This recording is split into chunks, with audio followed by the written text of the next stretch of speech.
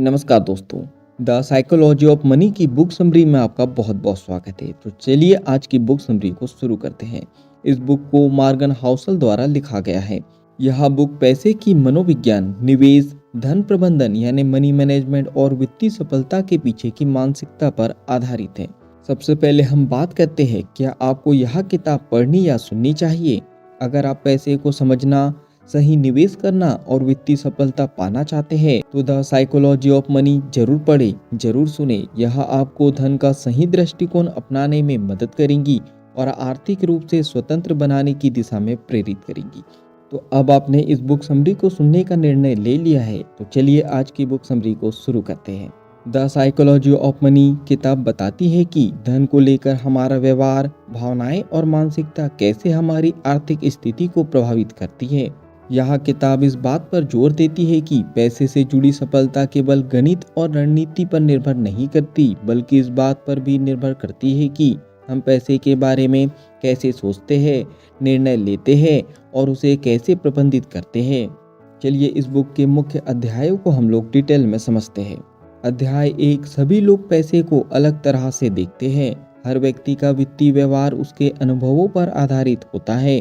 एक अमीर व्यक्ति और एक मध्यम वर्गीय व्यक्ति पैसे को अलग तरह से देखता है, क्योंकि उनकी परवरिश और परिस्थितियां अलग होती है। इसलिए कोई व्यक्ति जोखिम लेने को तैयार होता है तो कोई सुरक्षित निवेश को प्राथमिकता देता है। अध्याय 2, धन और समृद्धि में फर्क होता है।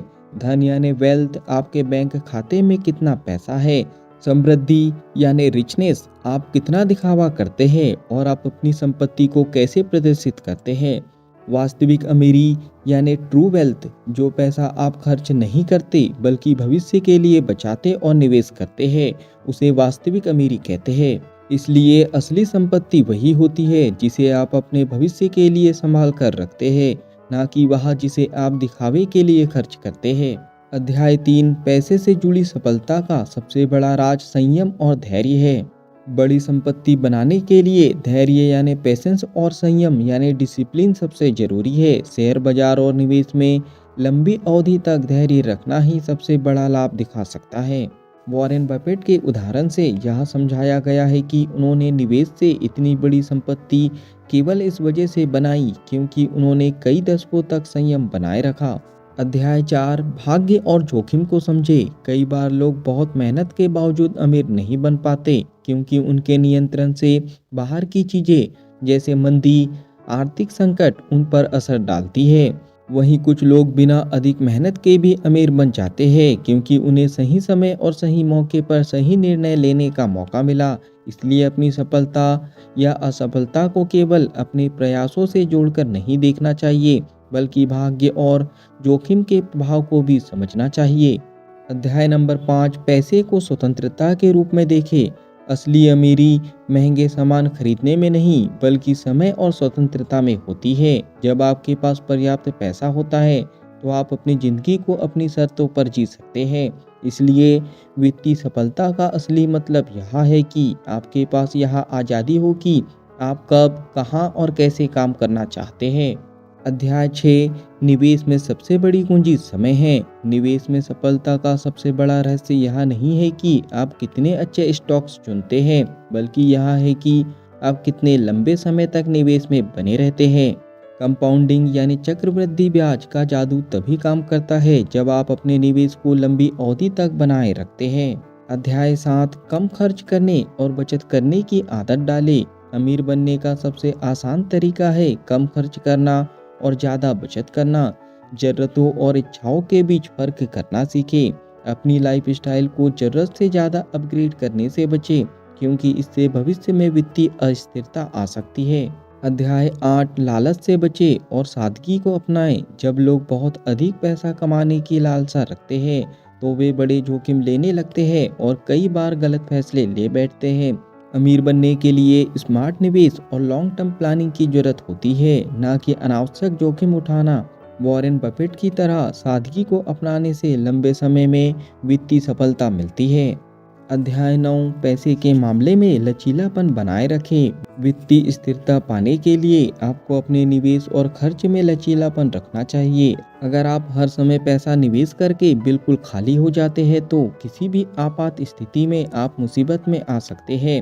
इसलिए हमेशा कुछ पैसा सुरक्षित रखें ताकि अनिश्चित परिस्थितियों में आपको परेशानी ना हो। अध्याय नंबर 10 कभी भी संपूर्ण आर्थिक रणनीति के पीछे मत भागे। बहुत से लोग हमेशा यह खोजते रहते हैं कि कौन सी निवेश रणनीति सबसे बेहतर है, लेकिन सच्चाई यह है कि हर व्यक्ति के लिए सही रणनीति अलग होती है। अपनी परिस्थितियों, लक्ष्यों और जोखिम को उठाने की क्षमता के अनुसार निवेश करें। फाइनली इस बुक समरी के निष्कर्ष पर हम लोग पहुंच चुके हैं।